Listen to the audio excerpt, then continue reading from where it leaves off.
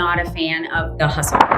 There is a balance between working hard and visualizing, but you got to have a little bit of everything to get exactly what you want. It's our job as humans to expand. We're making things better than how you left it. And so that's what motivates me to keep me going, even when, I don't feel like it.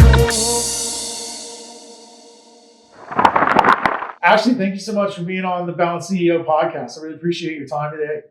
You and I go back quite a while. Yep. At least almost 3 years now. Yeah. When I started Tinker, June 2022. So yeah, going on almost 3 years, 2.5 for sure. Tell people a little bit about yourself. I know you wear a lot of different hats. You do. Between mentoring and everything else. You recently sold a gym. Yep. So start with just give us a little bit of background. Yeah. How'd you get where you're at today? How'd you get in this seat, in the hot seat? Yeah, good question. It all started back when I was getting a divorce. And I had one skill at the time, and it was to teach people how to squat and do CrossFit. And so my now wife, Kara, had an affiliate, but it was on hold. And so she looked at me one day and was like, hey, do you want to open an affiliate? And I was like, sure. That kind of snowballed into, we had the gym and all the classic things happened of gym splits and bad staff and, all those classic kind of business things that we go through, and reached out to Chris Cooper as my gym was splitting and said, help. And he sent me back a one-liner and he said, if you're going to be in competition with anyone, you want it to be them. And it was a huge pivotal moment for me because for the first time I understood what that kind of drive could be. Now, you can't keep that kind of drive forever, but it was that kind of drive that I was like, I can grasp onto that and make this thing really something. Yeah. So was successful with the gym, became a two-brain mentor. And I always had a plan that we were to exit the gym business really in the next 3 years from today is honestly what it was, and had the opportunity to sell it to our GM, who's just a rock star himself. And I knew that not every day those people come along that you could sell a gym to and do it successfully. And in between all of that, running a successful business allowed me and my wife, Kara, to do the lifestyle thing and really start doing what we loved and allowing the business to function as something that supported the lifestyle. And that became really important to the entire ethos of who and what we are. And so that's how I got in the seat today. Wow. So you met your future wife by opening an affiliate, or just you guys were already at the same gym at the time? Yeah, we were at another gym. So you guys were at the same gym. Crazy hairball idea. Let's activate this affiliate that's been sitting on hold. Yep. Started doing the whole thing. Ended up selling it. So your legacy now is moved on with with one of your coaches. So that's a really cool way to kind of keep the legacy of health going. Yeah, it really is. And it's so fun, we own the building that the gym is in. And so it's fun being the landlord. And it's fun too. We stopped by the other day and just to chat with him. And I was like, I don't know a single person in here, but he knows all these people. And how cool is this to watch this whole thing take place? Yeah, that's crazy. It feels really crazy to be, I just turned 46. Hey, that's a legacy at 46 that will go on for a really long time.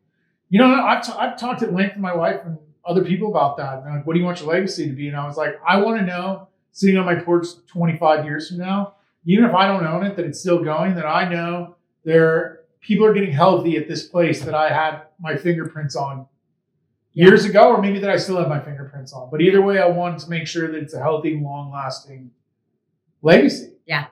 And I think so many people hold on to these things with an iron grip, thinking it's mine forever and it has to be mine. And there's never a plan for the future. There's never an exit strategy if other opportunities open up. And I've had this conversation a couple of times on the podcast recently where, it's essentially like grocery bags, right? And you're holding grocery bags in both hands. One of them is rotted.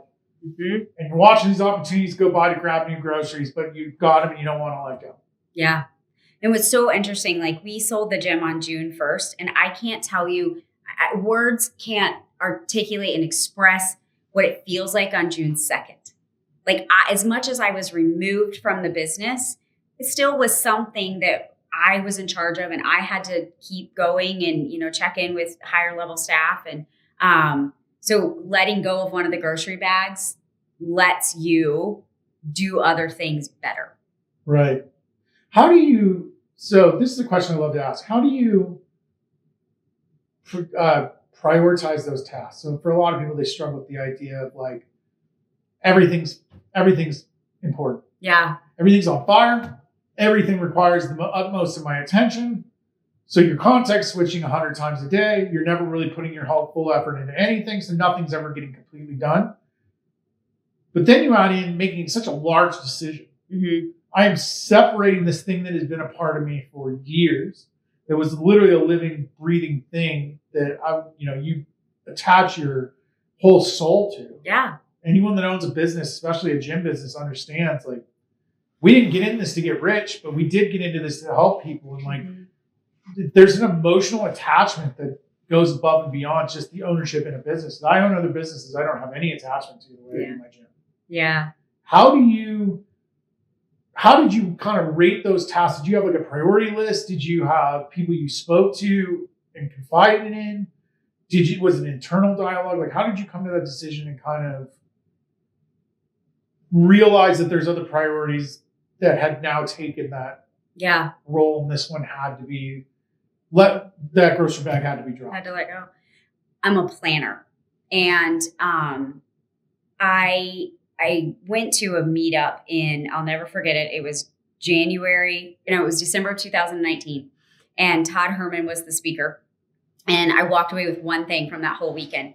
And he said he sits down every Sunday and it's a non-negotiable, and he plans his week. And so what I did was I started creating these buckets of my life that I plan for every single week. There's a bigger plan that Kara and I have in place that we discuss yearly, that we make sure we're on track. Like we just did our annual planning for ourselves. And because we know what that bigger plan is, then I can execute weekly on the smaller things. I'm a big person that measures things not by how far I have to go, but how far I've come. And so for executing weekly, it allows me to see like, did that, grew that, everything got a little bit better that way, and that was easy for me to then see like, this was the time to let this thing go because I know I'm working towards the bigger picture. That makes a lot of sense. So you're definitely more of like tactical, planned, efficiency. Because it helps, right, as entrepreneurs and people that have multiple businesses and kids and their own health and all of that, it's hard to go to sleep at night because all this is running in my head. The only way I can sleep well at night is by literally there's science on it, like checking those boxes. You get a little dopamine hit when you scratch something out. And that's why I'm such a pen and paper person. Like I love that dopamine hit. And so I constantly am seeking that. And that's helped me just stay on track with the tiny steps that gets to the bigger picture. That's awesome. How do you so you talk about you're a planner, right? Mm-hmm. So you really look into the future and you know what the bigger goal is. How do you dig so deep into that goal that it's so powerful that it outweighs the dopamine hit of the quick stuff that pops up? How do you kind of like get those balls up? Yeah. So we go away at the beginning of each year to some place, and we just bought property at the beach.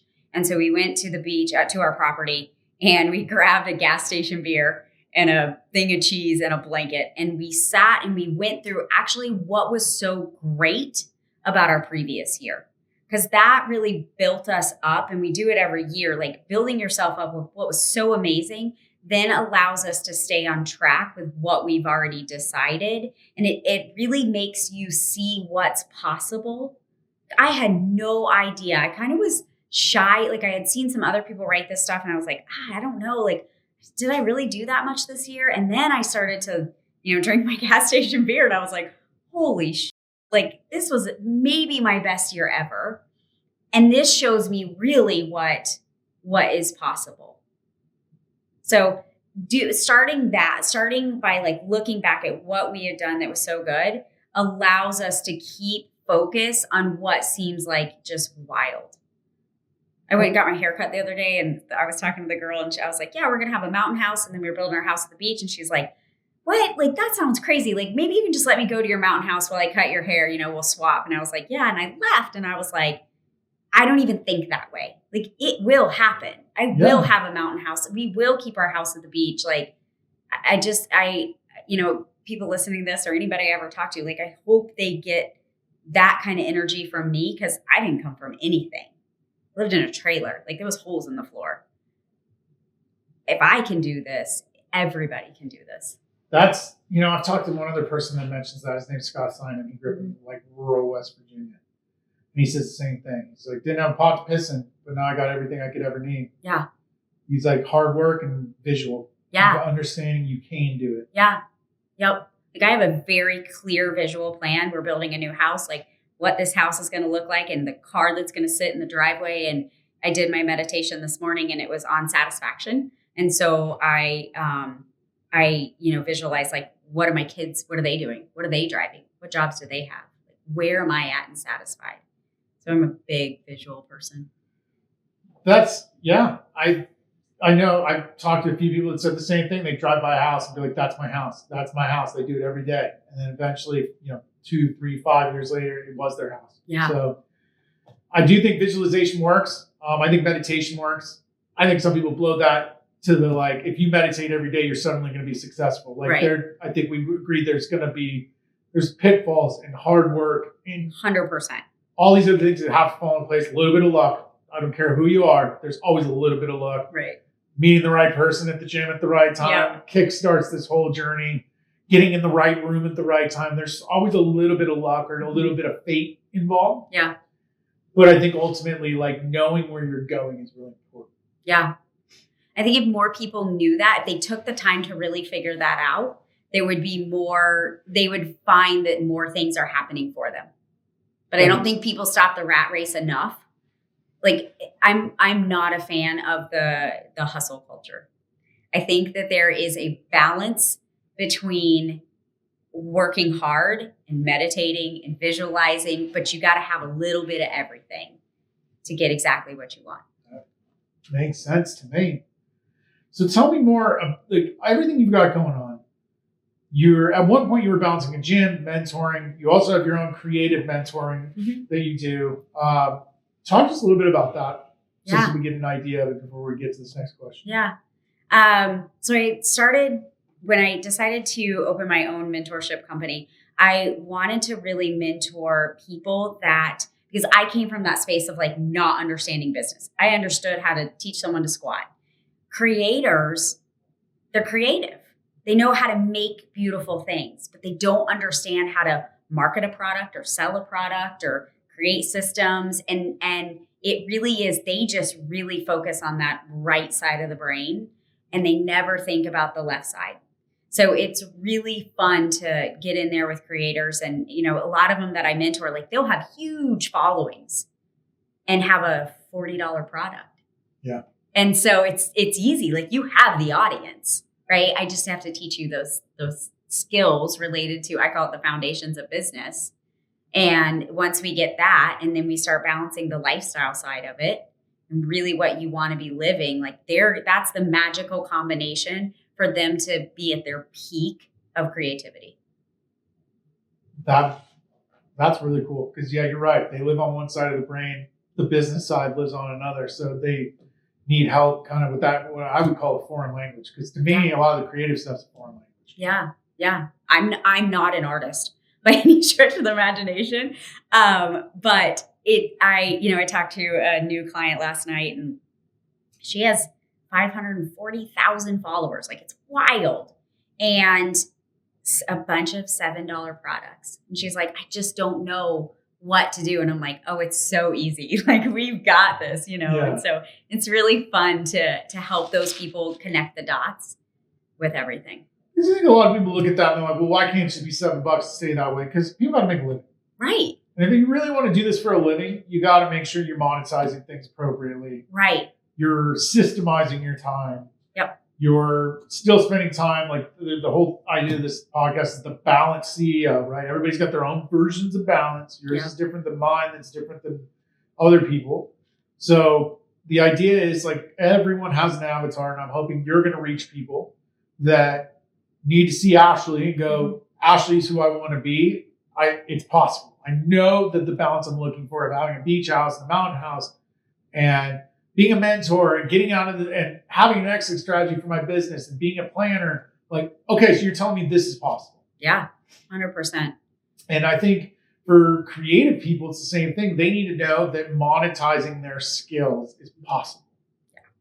Well, and unfortunately, the way that, the modern world works is we look at somebody and we're like, oh my gosh, they've got 500,000 followers. They must be killing it, when it's not that at all. And they actually don't have an exit plan at all because they are the face of the business. So that's a piece of the pie too, in that how do we, create the product and you be, what we call in the gym business, like the king of everything, and but still have an exitable plan for you too. That's so important for any business owner, but for creatives that like this is such a much newer business model. It's great that they have people like you to lean on for that, because that's really important. I think everybody needs to have at least some idea of where they want to be in 3 years minimum. Yeah. But the farther out, the better, because it gives you more why, right? Because you gotta reverse engineer so much more. Yeah. Yeah. So tell me, how did you go into this world of like, I'm going to own a house on the beach, and now you own the land, and I know the permits have been approved, correct? The blueprints have been approved. Yep, I have my Gopher Tortoise relocation agent badge. So you have been meticulous in your own words at getting this done right, exactly where every room and nook and cranny is going to be. Yep. What drove you to that life? What got you into surfing and everything? That suddenly, was it a balance thing? Did you just go out one day and like try it and we're like, okay, I found something I really like to do? Yeah. So we kind of accidentally stumbled upon this in 2020. We were in Florida, so we were sitting in a pool with a bunch of people, and a friend of ours turned to us and he's like, "Hey, you guys are going on a trip every month. Like, well, what's the rules to this?" And at the time I was like, I don't have any rules. And he's like, well, let's make the rules. Like, you got to finish this thing out. And so we finished out 2020, and the rules were, it had to be more than a day's drive. We had to stay 48 hours. Like, there was some things to it. And we realized by doing that, and being unafraid to share that with the world, like, this was 2020, like, we could have been judged left and right. Yeah. And so, but what we realized was this made our year really fun. And we wanted to teach other people how to do that. We wanted our children to see that you could work hard, have tons of fun, and, finish what you started. Yeah. That's great. I think, did that like really kickstart the beach thing? Was it the surfing, or what kickstarted the, like, we're going to have a beach house? Like, that's where that's our primary residence. Yeah. So we had lived at the beach when our boys were little. We moved inland because it was easier for them for school. Yeah. And we've spent 7 years inland. And it's just, I don't know if you've ever traveled, or anybody listening, if you've ever traveled to a place where your soul feels good. At peace. Yes. Like the beach and the ocean, my soul feels good. My soul feels the best when I'm in Costa Rica. And that's the dream also too, that we're going to make come true for us. But this will allow us to be stateside, and I am that person that I see it and I know what I want, and I'm good at articulating and communicating it, and like me or not for it, I'll either make your job super easy or not. But yeah, it's where we belong. Okay. So being a mom, a wife, business owner, mentor for multiple companies, your own as well as Two Brain, and then also at one point being a gym owner and a surfer and your own fitness. How do you balance all that? I know you plan, but still, there's only so many hours in the day. How do you how do you make sure you're getting all this stuff in? Do you have like a specific baseline for fitness or family time? Like, how do you kind of prioritize those things for someone looking and going, I have a similar schedule. I have no idea how I'm going to get fitness or diet or anything in. Yeah. So I heard this quote and I really liked it. And it said, always be an asset, not a liability. So I look at everything as, for my fitness, am I doing things that allow me to be an asset and not a liability today, in 10 years, in 30 years? And so I maintain my strength. I do some cardio, right? Like that's going to bring me into a great 60, 70, 80, however long I live. The same with, the food that I put in my body. And so keeping those values high and sharing that with the world, and that's the person that I am, planning those buckets of my life. The people that I keep in my close circle know this about me. And I've had plenty of people choose to exit my circle because they're like, you're too much, or you fitness too much, or you put your 67 Mustang out for too much people to see, and your beach house, and that's okay. I'm okay with that because these are my goals. These are what I'm going to accomplish. And, I wrote this the other day. My word for 2025 is obsessed. At the end of the year, I hope people describe me as obsessed. And I think that's a really good thing. I'm going to be obsessed with my fitness, my friends, my businesses. And to me, that's not a bad description of a human. Yeah. I love that. I love the idea of having a word for the year. Yeah. And I think obsessed is a good one. Because like you said, you're in a build mode right now. You're building multiple business. You're building a business. Mm-hmm. You're building a house. Mm-hmm. Those things require a certain level of obsession. Yeah. So I think that's amazing. My word a couple of years ago, this is funny, especially since I'm 4'10", was slightly gangster. I was going through a phase where I had to clean house at the gym, staff, and nobody was going to be happy with me that year. And so that's what I took on, was slightly gangster. I love that. That's really good. So you've done all these things. You're growing new businesses. How do you stay motivated, having accomplished so much? Is it the visualization of these new houses? Is it the Costa Rica? Are you using your goals, or are you using like the purpose of, I'm going to help X amount of people? Like, how do you keep the drive high, having already accomplished so much? Yeah. I really believe that it's our job as humans to expand. And so my drive comes from, it is my job to expand and create expansion and better everything that I leave behind. And it can be as simple as like, you get up from the dinner table and you push your chair in, right? Like that's the smallest act. You see a piece of trash, you pick it up. You're making things better than how you left it. And so that's what motivates me to keep me going, even when, I don't feel like it, or I'm tired, or I want to Netflix, or, there's balance. Some days I want to do that, and I want to have that brain that can shut off. But I also want that brain that can turn it on and keep it going, even when it doesn't feel like fun. Yeah, I think that's crucial, right? Because like I had Nick on earlier, and he brought up video games. Like he has to be able to do it at least a couple of times a week, so his brain stops. He just stops thinking for a few hours, and he can kind of just, that's like his outlet. Yeah. Because as we talked about, as a mentor, you're eating a lot of emotions. Mm-hmm. It's not always good times. Even if you're a great mentor, people are still having moments. Yeah.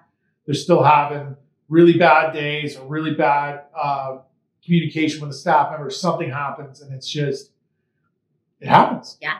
And you've got to have outlets so you don't carry this stuff with you everywhere you go. For me, my video games are slot machines. So slightly more expensive video game. But at the same time, it is something, golf is another one for me where I can like kind of shut it off, and I'm thinking about golf and not thinking about work. For you, when it comes to mentoring and all this and carrying all the weight of it and the emotions and the ups and downs that people have, the roller coaster of a business owner. What are some of the outlets? I know surfing probably is one. Yeah. What are some of your outlets to kind of just flush all that out? Yeah. Surfing is definitely one because it allows me to totally detach. Yeah. Nobody can get me out there, right? Like I'm just doing it for me. And we all need that outlet. I also listen to a lot of historical fiction. I get a 2-hitter with that one in the sense that I'm learning, but it's also just fiction. And then I also,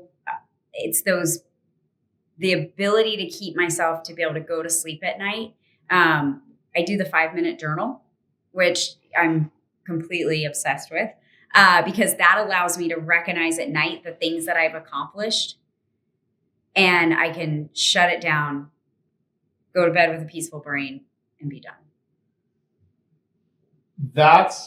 So 5-minute journal. I've heard good things. I've never looked into it, but that's something I'm going to highly recommend to people listening to this. If you're going to bed and your brain is spinning and you're having a hard time turning it off, I've heard a lot of great things about writing your thoughts down before bed, and a 5-minute journal might be a really structured way. It's very structured. You wake up in the morning and it makes you list 3 things that you're grateful for, 3 things that you are going to accomplish that day, and it can only be things that you can control. Wow. And then at night you go to bed, you say the 3 things you're most proud of, and then 3 ways you could have done a little bit better. And so it's this really beautiful way. I mean, it takes me less than 5 minutes, if I'm being honest. But to wake up great and go to bed great too. I love that. Ashley, do you have anything else you want to add? Anything you want people to know about you, where to find you, social media? Yeah. They can find me on Instagram at Brave Ashley Hahn. I dabble in Facebook a little bit, but mostly I'm on Instagram, and then obviously my website, ashleyhahn.com. Beautiful. Thanks again, Ashley, for your time. As always, guys, understand Ashley is one avatar. There's a million different people out there doing a million different things. The goal is to put as many in front of you as possible until you find one you can connect with and follow a blueprint that they're leaving for you. No one that's on this show is ever unwilling to share. Find them on social media. They're here to help. Every single one of them will answer questions for you. So don't hesitate to reach out to us. We can help. As always, keep digging.